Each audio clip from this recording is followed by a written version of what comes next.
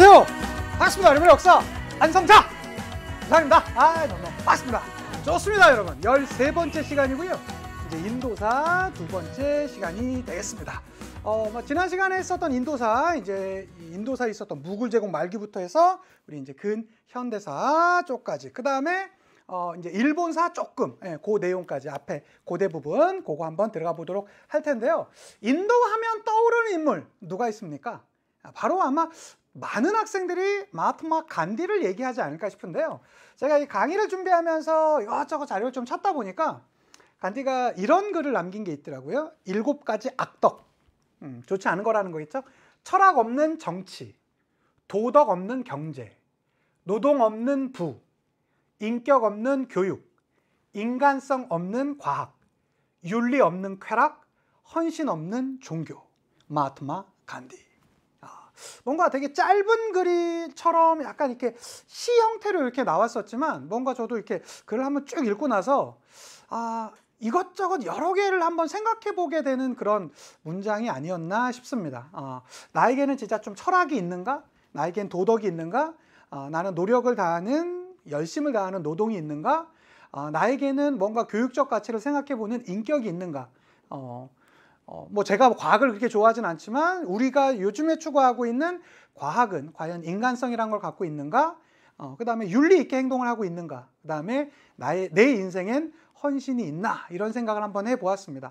여러분들 지금 수험생인 여러분들한테 이런 것까지 요구하는 것은 쉽지 않겠지만, 우리가 앞으로 여러분들이 대학 또 그 이후 여러분들의 본격적인 이제 이 사회 구성원으로서 살아가실 때 이러한 문장들을 한두 번 생각해 보신다면 훨씬 더 우리의 삶 자체가 가치 있어지지 않을까라는 생각으로 한번 드려봤고요. 아까 그 문장을 남겨주었었던 바로 마하트마 간디, 그 다음에 또 한 명의 인도의 대표적인 민족 지도자 네루에 대해서 보고 계십니다.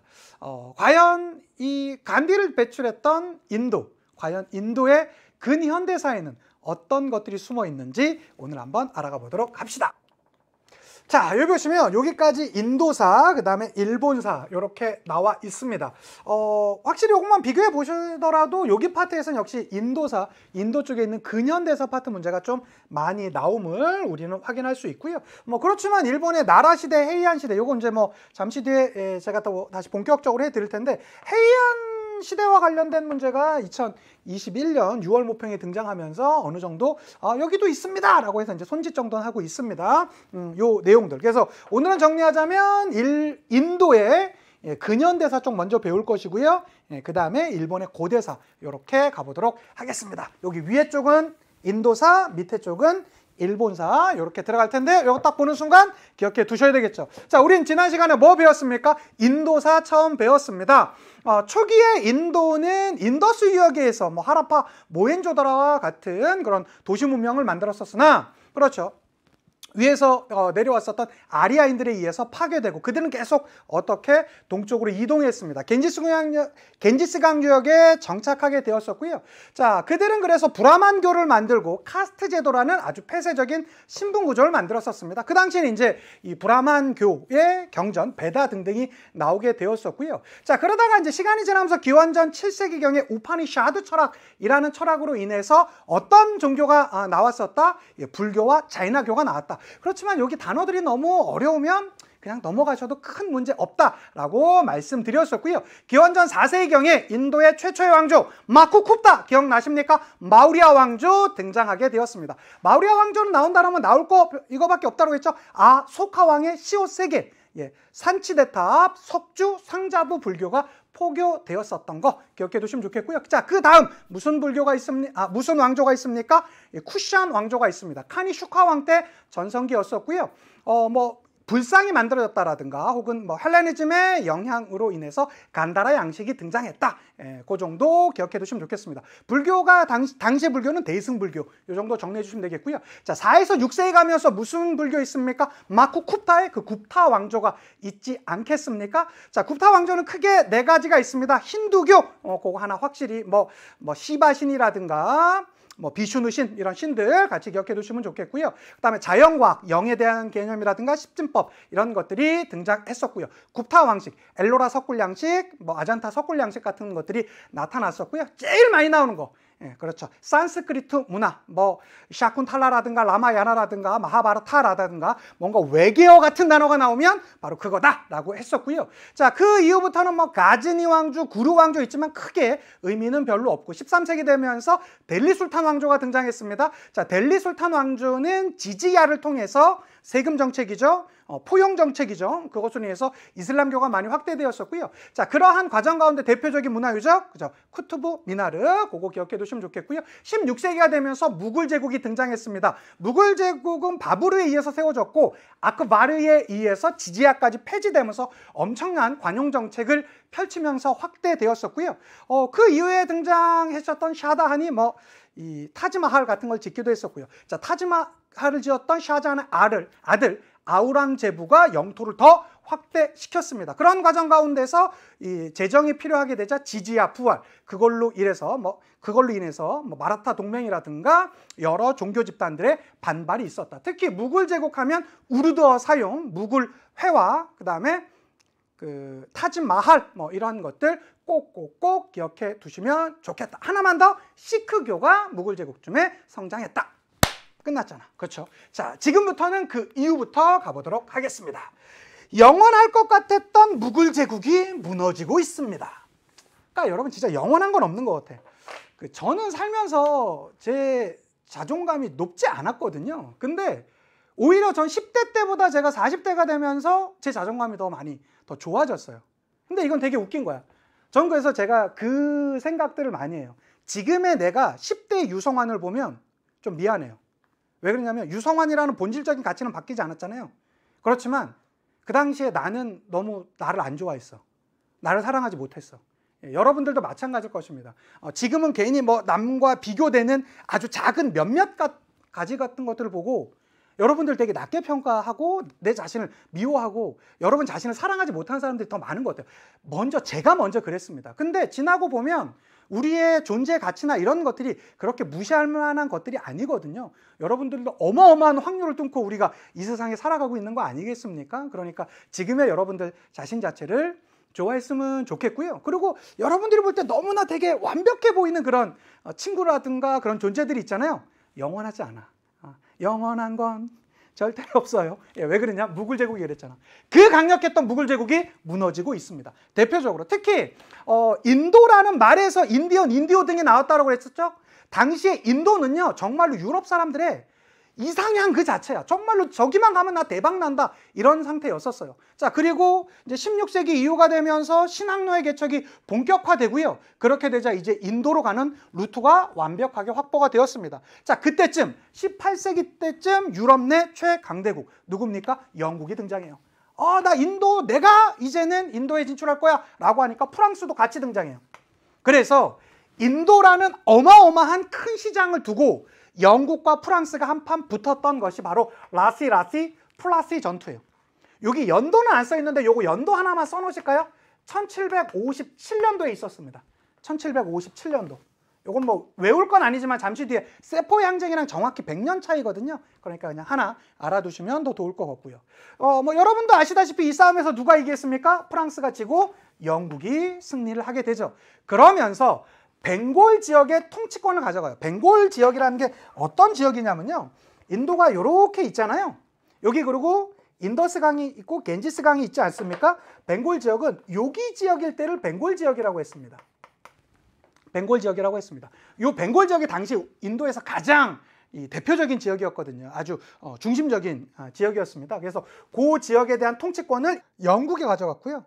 인도 무역을 독점했습니다. 누가? 영국이요. 자, 그런데 이 영국은 나라 차원에서 직접 한 것이 아니라 하나의 약간 대리자를 세워요. 대리회사를 세워. 그게 누구야? 동인도 회사야. 우리가 아직 서양산 배우지 않았지만 이 동인도 회사는 엘리자베스 1세에 의해서 세워지게 되었습니다. 이 동인도 회사를 통해서 인도를 간접 통치하는 형태였었어요. 이 동인도 회사는요, 인도인 용병들을 고용했었고요. 그러한 무력을 바탕으로 무역에서 막대한 힘을 차지하기도 했습니다. 뿐만 아니라 이 지역에, 이 벵골 지역에 징세권, 세금을 거둘 수 있는 권리까지 있었어요. 그렇지만 요 상태까지는 간접 통치 형태였었습니다. 뭐를 통한? 동인도 회사를 통한. 그런데 시간이 지나면서 몇 가지 문제가 발생하게 됐어요. 바로 뭐냐? 이 고용되었었던 이 용병들이 있죠. 인도인 용병들을 바로 세포이라고 하거든요. 근데 여러분, 당시에 인도에서는요, 대표적인 종교가 있습니다. 두 종교가 있어요. 어떤 종교가 있었냐면 힌두교가 있고요. 그다음에 이슬람교가 있었습니다. 힌두교와 이슬람교가 있어요. 당시에 힌두교는 뭐 대략 전 인도의 60% 정도 됐다라고 하고요. 이슬람교는 약 한 40% 정도를 차지했다라고 합니다. 그런데 저는 우리가 여러분이 세계사를 배우면서 여러 가지를 우리가 같이 고민해 봐야 되겠지만, 과연 우리가 영국하면 떠오르는 게, 제가 학생들한테도 수업할 때 많이 얘기하거든요. 영국하면 뭐가 떠올라? 신사 이래. 이건 영국이 너무나 잘 자신들의 이미지를 조작해 놓은 거야. 사실은 영국은요, 여러분, 이 영국의 제국주의, 영국의 식민 통치를 보면 너무나 잔인합니다. 어떻게 하냐면, 내가 특정 지역에 여기서 뭐 무역의 독점권을 가지면서 이득을 얻어갈 거 아니에요? 그럼 이 사람들이 날 싫어할 거 아닙니까? 그럼 싫어하는 걸 방지하기 위해서 뭐래요? 여기 안에서 싸우게 시켜요. 이들끼리 싸우게 시키는 거야. 이게 제일 좋은 게 종교예요. 종교가 비슷하면 서로 간의 종교를 가져가면서 이 종교의 불신을 만들고 또 이간질을 시키는 정책을 통해서 이들끼리 싸우게 시켜요. 그러면 여기 안에서, 인도 내에서 싸우게 되면 인도가 나한테 거부하는, 또 저항하는 힘은 빠지거든. 이게 이른바, 그렇죠, 제국주의의 가장 대표적인 분할 통치, 이른바 디바인드 앤 룰입니다.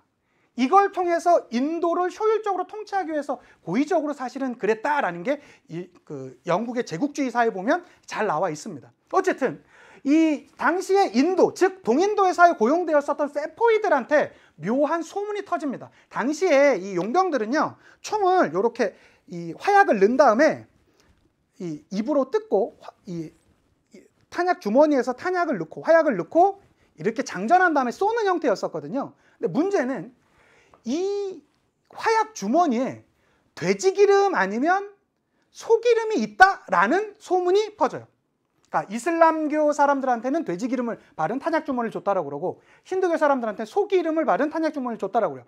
왜 기름을 발랐어야 되냐면, 기름을 발라야지 그게 방수 처리가 되기 때문에 어쨌든 뭐 약간 기름칠은 했어야 된대요. 근데 문제는 힌두교는 소에 대해서 엄청 신성시 여기고요, 이슬람교는 돼지에 대해서 엄청나게 불경하게 여깁니다. 그런데 이들에게 돼지기름 아니면 소기름을 바른 탄약 주머니가 그들의 입을 통해서 닿게 했다라는 것, 즉 이들의 종교를 무시하는 행위가 나타났다라는 것이 되고, 이 소문은 삽시간에 퍼져요. 이들은 저항할 수밖에 없었고, 실제로 플라시 전투가 터졌던 정확히 100년 뒤 1857년 이들은 인도에 대해서, 즉 인도가 만들었었던 동인도 회사에 대해서 저항합니다. 이게 그래서 요 말이 종교와 민족 차별에 저항했다라는 게 이것이에요. 이 세포 항쟁은 그 다음 해인 1858년까지 이어집니다. 이 세포 항쟁의 결과가 중요합니다. 요거는 여러분 시험 문제 진짜 많이 나옵니다. 무굴 제국이 없어져요. 그리고 동인도 회사도 폐지됩니다. 왜요? 나 무굴 제국 그냥 놔두고 여기서 그냥 경제적인 것만 하려고 그랬는데 얘네 이렇게 나오네? 라고 하면서 동인도 회사 너네 빠져! 라고 하면서 동인도 회사 없애고요. 이제는 영국이 직접 통치하는 형태로 바뀌어요. 무굴 제국도 그러니까 사라진 것이겠죠. 그래서 그 전초적인 이 세포 항쟁의 모습을 한번 보시면 당시에 인도 사람들의 저항의 모습이 있습니다. 너네 그러한 이 잘못된 정책에, 우리끼리 싸우라는 정책에 우리가 당하지 않을 거야. 니네가 그 잘못된 것의 근본임을 우리가 너무나 잘 알고 있어 하고 저항의 모습을 보여주죠. 그렇게 되자 어떻게 해요? 영국인들은요, 이 세포이를요, 이 대포 앞에 놓고 빵빵 총을 발표. 그러니까 너무나 비효율적이죠. 사실은 한 명의 사람을 처형하기 위해서 대포를 발사하는데, 이것은 그만큼 공포심을 유발하기 위한 그런 행위였었겠죠. 자, 그러한 세포 항쟁의 결과 어떻게 됐다고요? 무굴 제국은 없어지고요, 동인도 회사도 없어지게 되었었는데, 그렇게 되면서 이 세포 항쟁이 끝나는 해에 나왔었던 게 인도 통치 개선법이고요. 이 인도 통치 개선법이 결과적으로 시간이 지나면서 1877년 영국령 인도 제국, 즉 직접 통치, 그 전까지는 간접 통치였다가 특히 어디를 통한? 동인도 회사를 통한 간접 통치였다가 이제는 직접 통치 형태로 나오게 됐던 것입니다. 자, 그 이후의 모습은 그 이후의 역사적인 내용 잠깐 가기 전에 살짝 여러분 강의 필기노트 위쪽을 보시면 이 인물 한번 기억해 주시면 좋을 것 같아요. 람 모한 로이라는 인물이 있습니다. 지금도 저도 뭐 인도 여행을 한번 살짝 갔다 왔지만 이렇게 뭐 우리가 해외 토픽이나 혹은 뭐 해외 뉴스 같은 걸 보다 보면 막 정말로 말도 안 되는 막 이러한 일들이 벌어지잖아요. 근데 여러분 혹시 이거 들어보셨어요? 사티라고? 사티가 뭔지 아세요? 이거예요. 남편이 죽으면 살아있는 아내를 남편 시신이 화장할 때 같이 태워요. 선생님 살아있는데요? 네, 살아있는데요. 이게 이른바 사티예요. 사실은 지금도 몇몇 인도의 아주 몇몇 지역에서는 뭐 이런 게 있다라는 얘기도 전해지죠. 그러니까 선생님 그러면 살아있는 아내는 남편이 죽었다는 이유만으로 살아있는데 같이 화장을 당한다고요? 그렇다니까요. 정말로 그런 말도 안 되는 모습들을 없애기 위한 인도의 사회운동이 있었습니다. 우린 이것을 이른바 브라모 사마지 운동 내지는 브라흐마 사마지 운동이라고 그래요. 뭐 그거는 여러분 우리가 어차피 수능에서 쓰는 거 아니니까 브라모 사마지 내지는 브라흐마 사마지 운동 그 중심 이름이 람 모한 로이입니다. 대표적인 게 사티 금지 뿐만 아니라 카스트 제도 이렇게 잘못되어 있는 카스트 제도 반대했던 것이죠. 또한 우상 숭배 금지 이러한 나름의 사회 개혁 운동이 19세기 전역에 나타나게 되었습니다. 누구에 의해서? 람 모한 로이에 의해서. 특히 이 람 모한 로이가 더 추앙받는 이유는요. 카스트 제도 상에서 최상위 집단이 브라만 집단이었어요. 그렇지만 나는 브라만으로 인도에서 최상위 집단인 브라만이지만 이 제도 자체는 문제가 있다라고 하면서 카스트 제도를 반대하면서 사티 금지 운동인 브라모 사마지 운동을 주도했던 인물이 되겠습니다. 바로 이러한 말도 안 되는 이 사티 제도 이런 것들을 없애기 위해서 나왔던 것이 바로 무슨 운동이요? 브라모 사마지 운동 내지는 브라흐마 사마지 운동이 되겠습니다. 요거 이상 들어가지 마세요. 교과서 서술 분량도 이게 끝입니다. 자, 그 다음에 나오는 것이 인도 국민회의예요. 인도 국민회의는 1885년이라고 하나 써놓으시면 좋을 것 같습니다. 왜 그러냐면 이렇게 가끔 나오다 보면 이렇게 연도를 좀 물어보는 연표 문제가 간혹가다 나와요. 그래서 요 인도 국민회의는 이렇게 나왔는데요. 사실은 이 인도 국민회의를 만들었던 목적은요. 친영 단체로 만들었어요. 친영 단체? 우리 입장에서 그냥 친영 단체구나 하고 마는데 여러분 그렇지 않아요. 우리한테 너 친일파지? 어때요? 그냥 우리 막 벌벌 떨 말이 돼? 뭐 이렇게 나올 거 아니에요. 이들에게도 마찬가지예요. 영국에게 엄청나게 가혹한 식민 통치를 당하고 있는데 너 영국의 스파이 아니야? 이런 말을 듣는다면 어떻겠어요?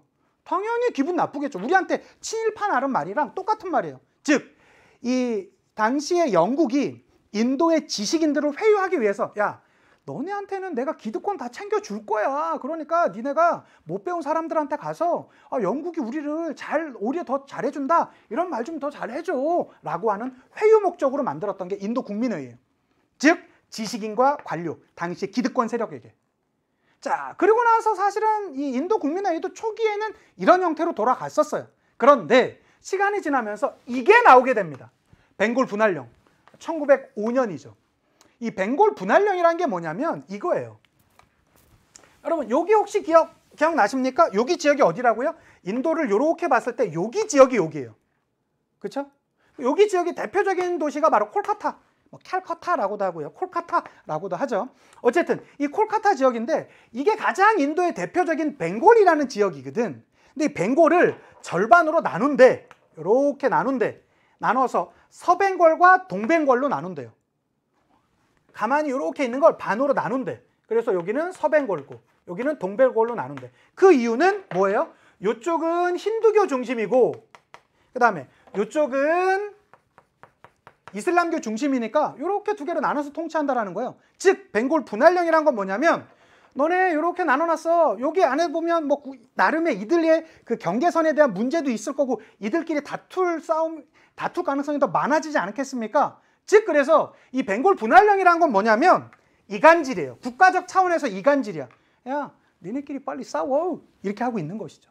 그런데 이것을 당시에 영국의 지도자들은 인도의 지도자들은 정확히 캐치했어요.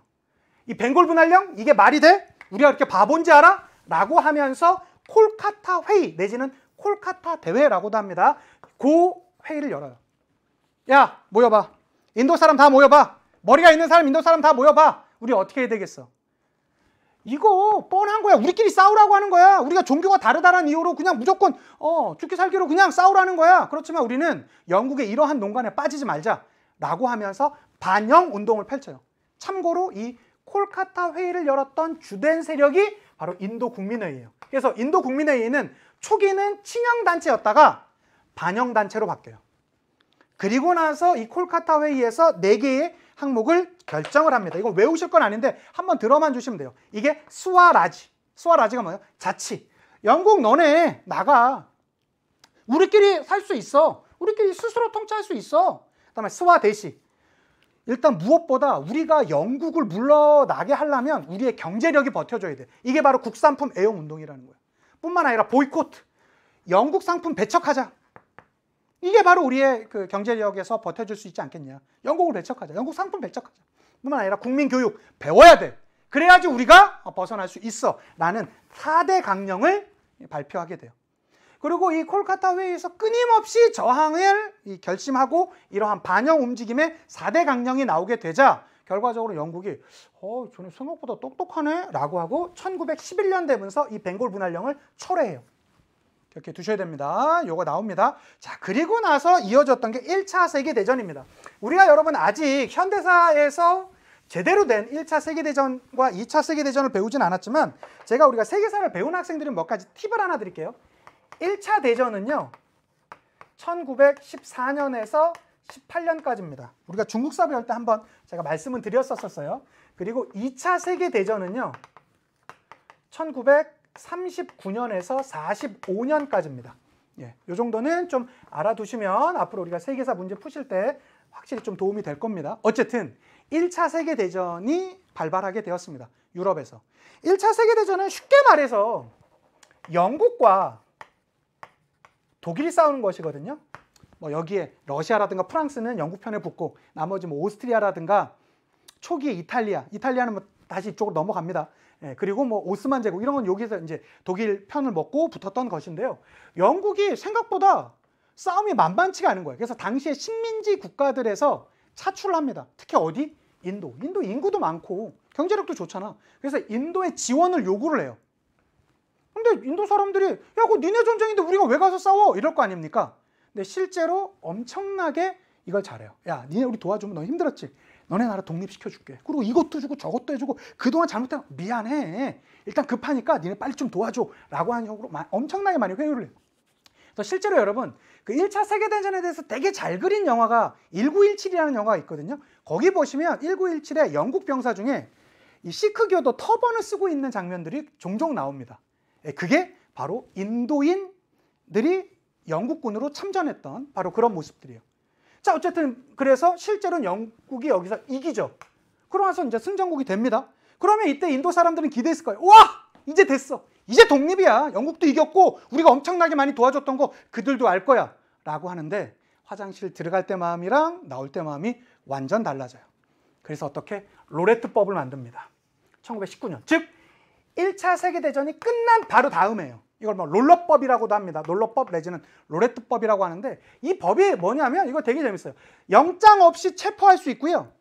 재판 없이 투옥할 수도 있고요. 그다음에 배심원 없이 재판할 수도 있어요. 즉 영국 마음대로 인도 사람들을 재판하고 투옥시키고 뭐 처리하겠다라는 것이에요.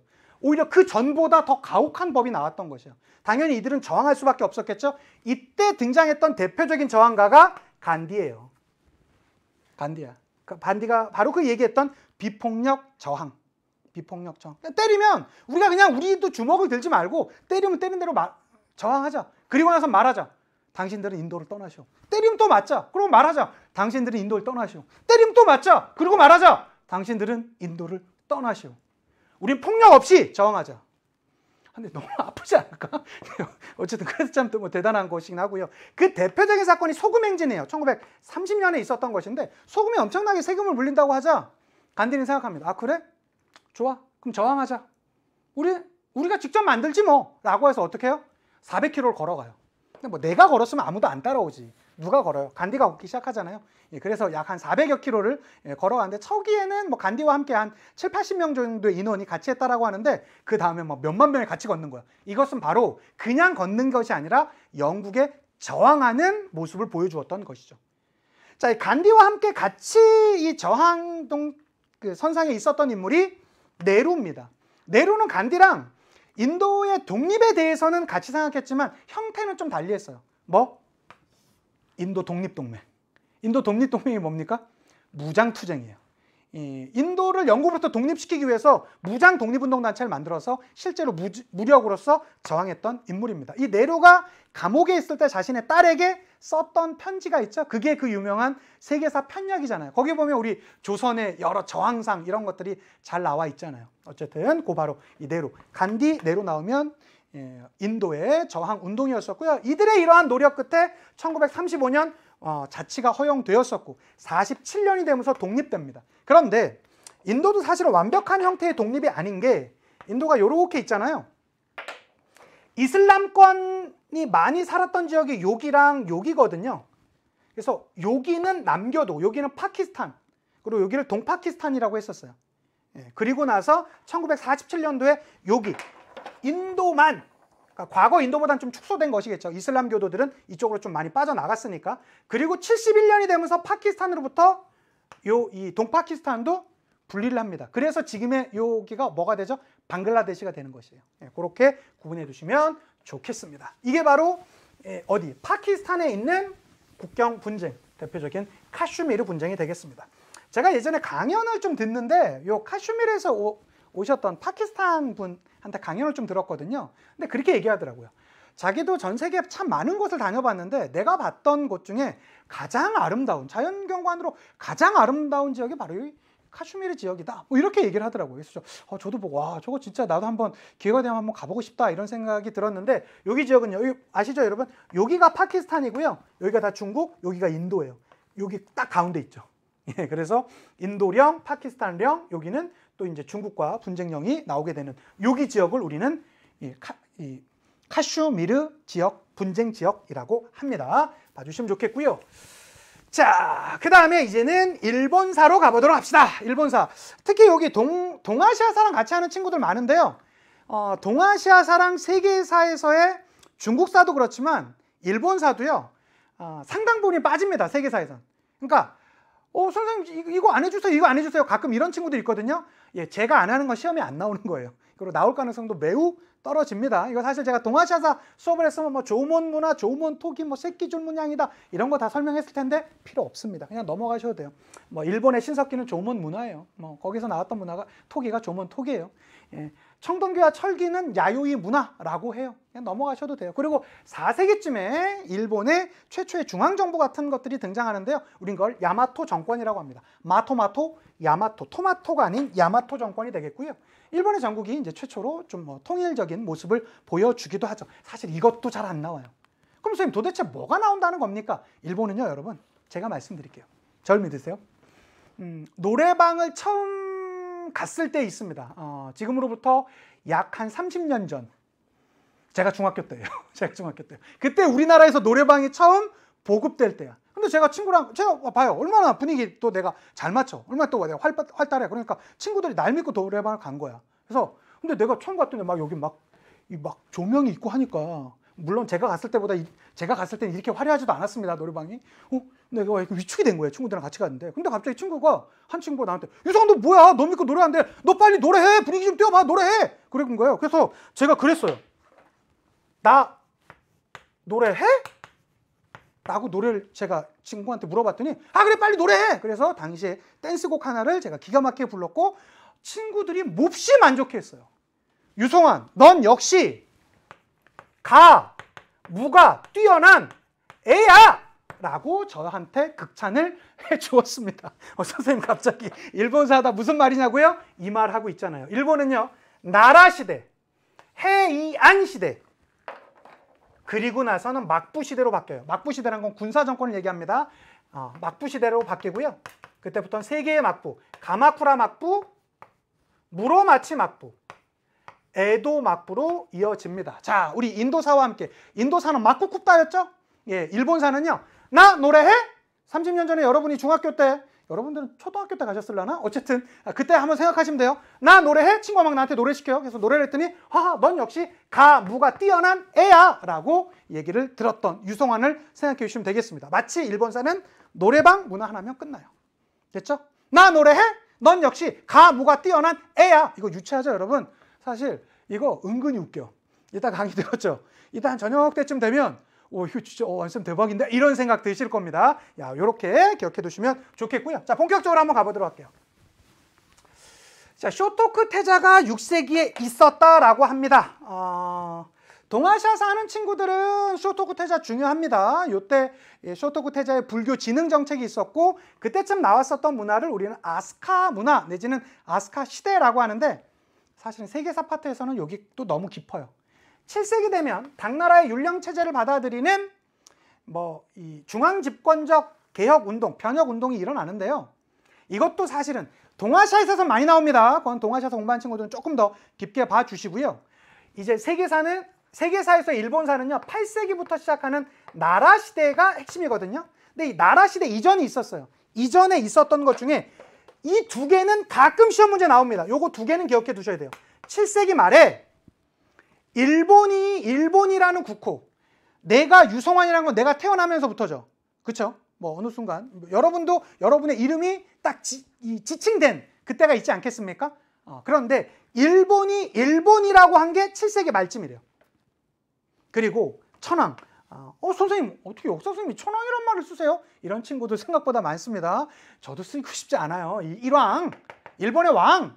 그런데 그들이 주장하는 천황을 그냥 교과서적 용어로 그냥 일반적인 용어로 그냥 교과서에서도 허용해주고 있습니다. 어쨌든 그 천황이라는 명칭을 사용했던 게 7세기 말이에요. 자, 핵심 포인트는 뭐냐면 나라 시대보다 이전이야.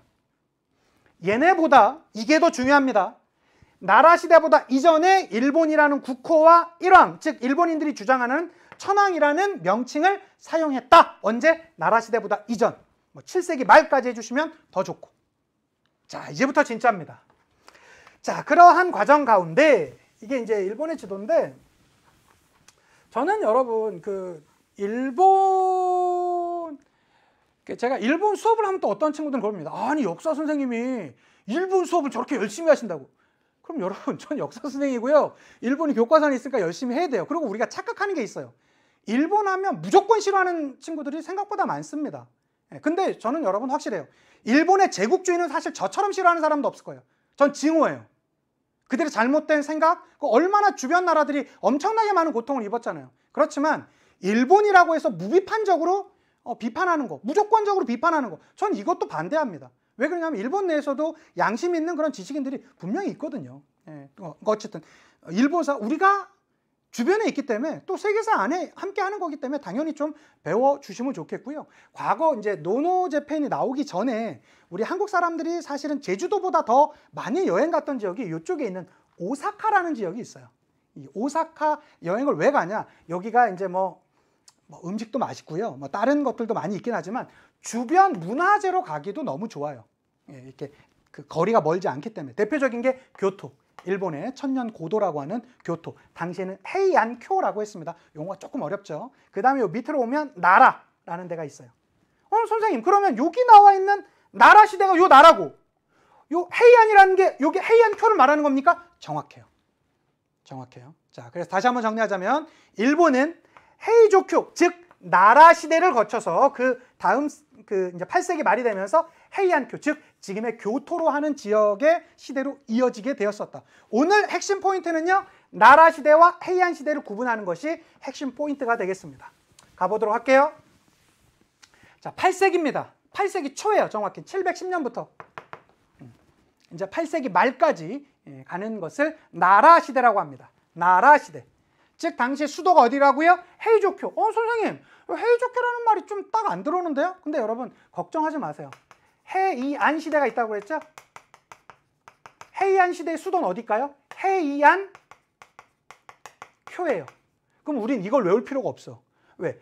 헤이안 쿄는 헤이안 시대 수도고 헤이조쿄는 그냥 나라 시대인지. 그렇죠? 헤이안은 여기 같잖아요. 예, 그러니까 헤이조쿄 이걸로 근데 잘 안 물어보는데 혹시라도 조금 어렵게 내시려고 하면 이런 게 가끔 나오기도 하거든. 그러니까 헤이조쿄 이런 거 나오면 아 나라 시대구나. 나라구나 이렇게 봐주시면 좋겠고요. 이 시대는요 역사서가 많이 편찬되었습니다. 대표적인 게 일본 서기. 우리나라 역사를 좀 일본인들이 좀 잘못 주장하기도 하는데 사실 그거에 근거가 되기도 하는 책이 이 책이기도 하죠. 근데 사실 이것도 비판하려면 이 책에 좀 약간 모순적인 모습이나 이런 것들도 생각보다 많이 있습니다. 어쨌든 일본 서기라는 역사서와 고사기라는 역사서가 이때 나왔어요. 언제? 나라시대. 그 다음에 만엽집이라는 고전 시가를 뭐 정리했던 그러한 책이 이때 나왔어요. 만엽집. 그 다음에 사실은 제일 중요한 게 요거예요.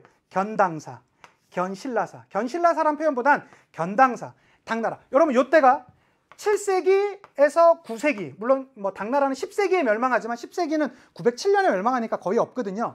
7, 8, 9세기 동아시아의 최고 국가는 어디입니까? 당나라죠. 그러면 당나라로 보냈던 사절단을 뭐라고 그래요? 견당사라고 그래요. 즉 나라 시대에서는 견당사를 보냈다. 요게 핵심이야. 요거 생각보다 되게 많이 나와요. 견당사.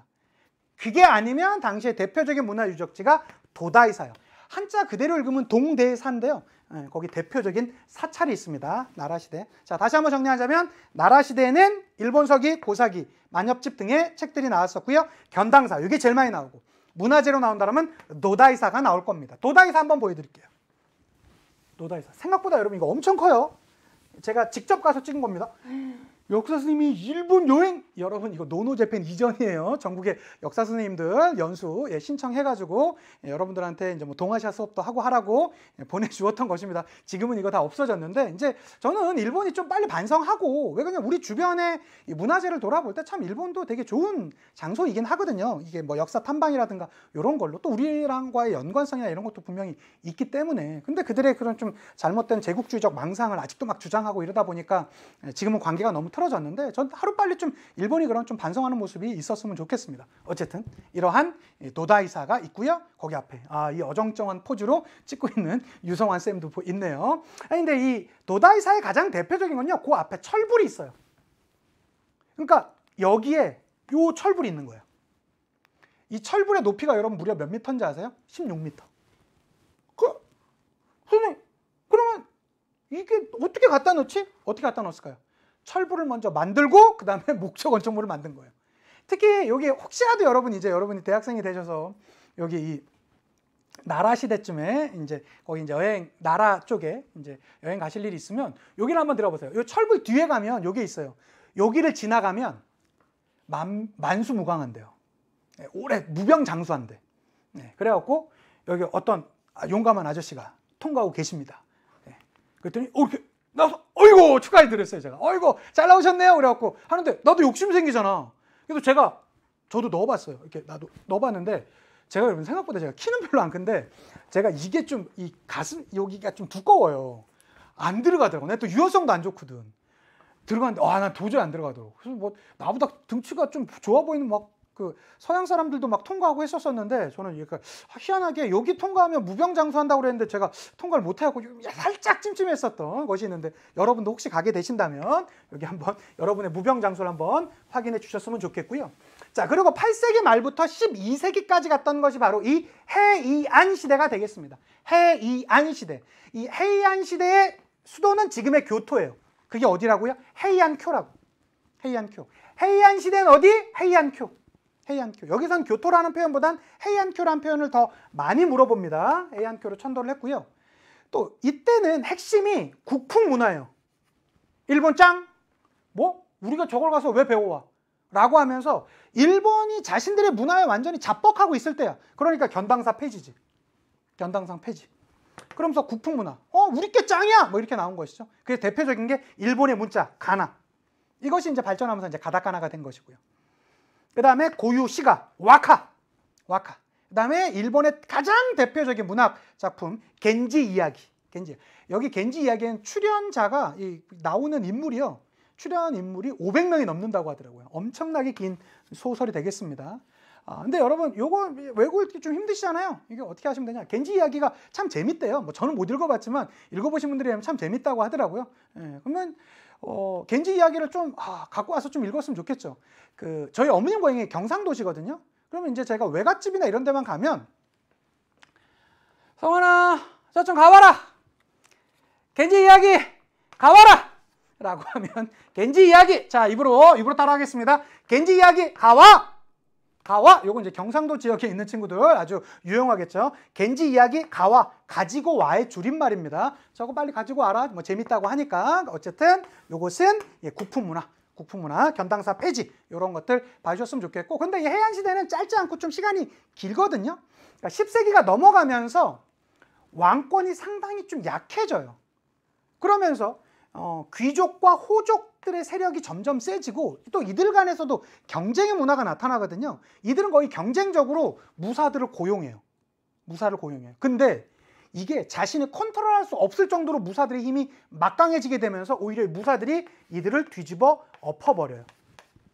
이것을 우리는 뭐라고 그래요? 막부 시대라고 합니다. 막부는 쉽게 말하자면 군사 정권이에요. 군사 정부. 군인이 짱. 군인의 이 대표적인 당시에 이제 대장군을 뜻하는 쇼군이 실질적인 통치의 역할을 보여줬던 게 막부 시대예요. 이 막부가 무려 3개나 있다고. 그래서 어떻게? 우리는 지금 뭘 배우고 있었죠? 나, 노래, 해?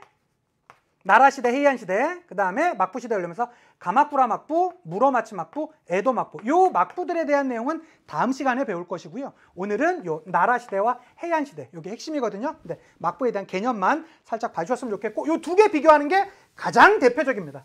일본 고대사에서는 이거밖에 나올 게 없어요. 기억해 두셔야 돼요. 자, 나라시대는 나라, 즉 헤이조쿄로 천도했습니다. 역사서인 일본 서기 고사기가 있습니다. 대표적인 책으로는 만엽집도 있고요. 그 중에서 제일 중요한 건 견당사를 파견했다. 그러니까 파견했다라는 거예요. 그것을 해이안시대 때는 견당사를 중지시켰다. 요거 비교하면서 알아두는 게 너무 중요하다고. 뿐만 아니라 나라시대에는 노다이사라는 사찰이 있었고, 이 노다이사 다 만들었다고 축하하는 자리에서는요, 당시 동아시아의 여러 국제적 승려들이 와서 축하를 해 주었었다라고 합니다. 자, 그리고 이제 해이안 시대가 되면서 어디? 해이안쿄로. 해이안 시대니까 해이안쿄가 되겠죠? 왕권은 약해졌고 귀족과 호족 세력이 세지면서 무사를 고용했는데, 결과적으로는 이 무사들이 이 시대를 무너뜨려 버리고 막부 시대가 열리는 계기가 되었었고, 뿐만 아니라 국풍문화, 요 단어로도 나옵니다. 국풍문화. 겐지 이야기 가와라, 가나, 와카, 그 다음에 겐지 이야기, 이러한 일본 짱이라고 일본인들이 생각하는 그런 국풍 문화가 있었고요. 견당사가 일본 짱이라고 하니까 다른 나라한테 뭐 가서 보고 오거나 교류할 필요가 있어 없어요? 없죠. 그러니까 견당사도 폐지되는 그런 움직임들이 있었다라는 거. 자, 여러분 아시겠습니까? 자, 여기 파트 보시면 실제로 오늘 공부했던 거에서 조금 나온다라면, 어렵게 나온다라면 이쪽에서 연표 문제가 나오면 조금 힘들어요. 연표 문제가 나오면. 그리고 이쪽 일본 고대사에서는 나라 시대와 해이안 시대만 비교해 주시면 되니까 이 내용들 문제 풀어 보시면서 확인해 보도록 합시다. 자, 2021년 6월 모평. 아주 따끈따끈한 문제입니다. 가 제국 시기에 있었던 사실로 옳은 것을 찾으랍니다. 그림은 가의 마지막 황제인 바하두르 샤 2세가 연행되는 장면을 묘사한 겁니다. 이거 봐, 내가 세계사 안 한다니까? 라고 해서 내가 왜? 라고 물어보면, 선생님 이런 인물 우리가 다 어떻게 외워요? 누가 외우래요? 외우지 마요. 그럼 안 외우고도 풀 수 있어요? 당연하죠. 여러분 세계사 나오는 인물을 저도 몰라요. 어떻게 압니까? 그냥 이런 사람 있구나 하면 끝나요. 여기에서 그러면 이 제국을 물어보니까 가 제국은 어떤 제국인지만 찾으면 되잖아. 그는 시와 서예에서 개인의 역량을 발휘할 수 있었지만 의미 없는 문장들이고요. 제국의 통치자로서는 불온하고도 무력했대요. 자, 영국의 압박에서 별궁에 머물던 그는, 자, 여기가 핵심 단어겠네요. 동인도 회사의 인도인 용병들이 일으킨 봉기. 이게 무슨 봉기예요? 세포이 항쟁이잖아. 자, 제국 말기에 세포이 항쟁이 있었던 제국. 어떤 제국이에요? 무굴 제국이잖아요. 선생님 진짜 이렇게만 풀면 돼요? 그럼요. 무굴 제국 찾았죠. 무굴 제국 찾아보세요. 놀로법이 제정되었던 건 무굴 제국이 없어진 이유죠. 플라시 전투가 발생했던 것은 이 무굴 제국이 있었던 거 맞습니까? 맞죠. 무려 세포이 항쟁보다 100년 전. 연도까지 혹시 기억하실까요? 연도는 뭐 이런 문제에서 풀 땐 전혀 필요 없죠. 1757년입니다. 그리고 100년 뒤인 1857년에 세포 항쟁이 있었고요. 되시죠? 예, 정답 2번이고요. 인도 국민회의는 이 세포 항쟁 이후에 이제 그 무굴 제국이 없어지고 그 이후에 등장했던 게 인도 국민회의가 되겠죠. 인도 국민회의 1885년. 그다음에 에프탈이 북인도를 침입하였다. 우리 지난 시간에 배웠던 거잖아요. 에프탈 나오면 어디? 굽타 왕국. 그다음에 아이바크가 델리를 점령하였다. 이거 어디죠? 예, 델리 술탄 왕조가 되겠습니다. 자, 문제 2번 문제로 넘어가 보도록 할게요. 2번 문제입니다. 2017년 9월 모평 문제가 되겠습니다. 가에 들어갈 내용으로 가장 적절한 것을 찾으랍니다. 전보라고 나왔고요. 자, 금일 벵골 각지의 대표와 수많은 학생들이 콜카타의 공회당에 모여서 채택 결의문을 발송한대요. 벵골 분할령은 취소되어야 한대요. 그리고 가가 있고요. 벵골 분할령이 취소될 때까지 투쟁은 계속된대요. 그러면 요 가라고 하는 것은 요 이 콜카타 회의 내지는 콜카타 대회에서 나왔던 4대 강령의 하나만 이 중에 찾으면 되는 거 아니겠습니까? 그렇죠. 그리고 참고로 요 콜카타 대회는 1906년에 있었고요. 그거보다 1년 전인 1905년에 벵골 분할령이 있었죠. 1911년에 벵골 분할령이 취소되고요. 그렇죠? 예, 그러한 시기적 맥락이 있고요. 자, 놀러법의 시행을 촉구한다. 놀러법은 1차 세계대전 이후에요. 1919년입니다. 그러니까 아니죠. 인도 독립동맹 결성을 지지한다. 인도 독립동맹도 역시 1차 세계대전 이후에요. 이거 1928년입니다. 이것도 아니고요. 세포의 항쟁에 적극적으로 동참한다. 세포의 항쟁 한참 전에 있었죠.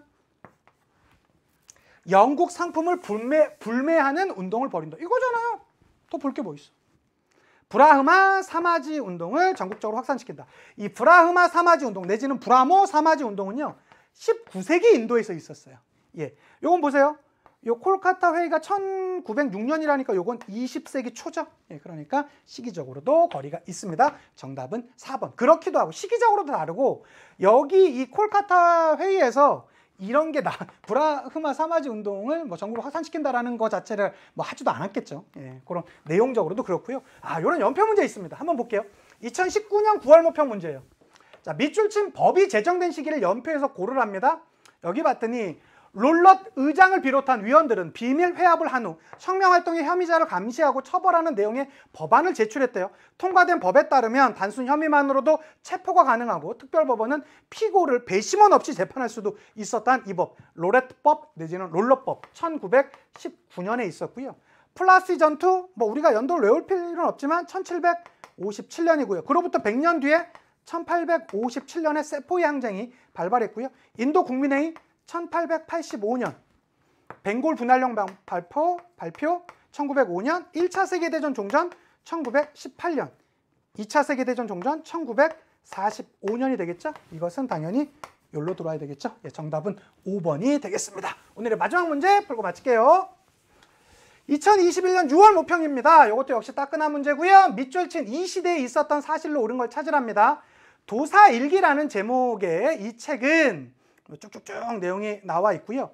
수도 헤이안쿄의 변화된 모습을 보여주고 있대요. 이거 어느 시대예요? 헤이안 시대. 그럼 뭐 국풍문화라든가 겐지 이야기 가나, 와카 아니면 견당사 폐지 이런 것들 한번 나오면 되지 않겠습니까? 도다이사 창건되었던 거 나라 시대죠. 견단사 파견이 중단되었다. 이거잖아. 실제로 이렇게 나와. 이게 수능 문제잖아요. 평가원 문제잖아요. 다이카 기시는 언제입니까? 645년이니까 7세기에 있었던 것이고요. 명과 가만무역은 제가 이거 다음 시간에 해드릴 겁니다. 이건 무로마치 막부 때 있었어요. 상킨 고타이 제도는 에도 막부 때 있었습니다. 자, 이렇게 하니까 어때요? 그렇죠. 예, 우리 인도 근현대사 파트와 일본 고대 파트가 완벽하게 끝났다라고 할 수 있겠습니다. 좋습니다, 여러분. 이렇게 너무너무 고생 많으셨고요. 이제는 다음 시간에 일본 근현대사로 여러분 찾아뵙도록 하겠습니다. 수고 많으셨고요. 다음 강의도 좋은 모습으로 또 찾아뵙도록 하겠습니다. 인사드리고 마칠게요. 역사가 완성되는 그날까지 와.